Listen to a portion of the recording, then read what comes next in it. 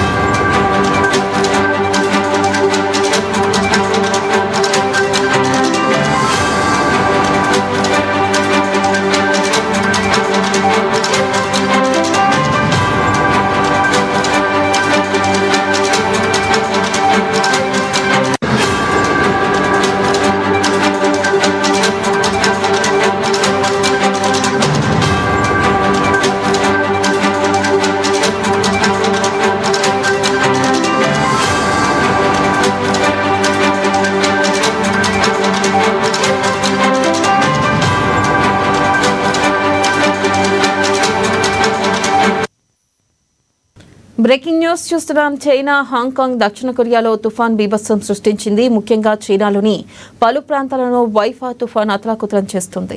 హాంకాంగ్లో అతి భారీ వర్షాలు కుమ్మేస్తున్నాయి. గంటకు 150 కిలోమీటర్ల వేగంతో బలమైన గాలులు వీస్తూ బీభత్సం సృష్టిస్తున్నాయి. ఈ ప్రకృతి విపత్తుతో 400కు పైగా భవనాలు ధ్వంసమయ్యాయి. వందలాది చెట్లు నేలకూలాయి. విమాన రవాణా సేవలు తీవ్ర అంతరాయం కలిగింది. వైఫా తుఫాన్ చైనా దక్షిణ తీర ప్రాంతాలను కూడా తీవ్రంగా ప్రభావితం చేసింది.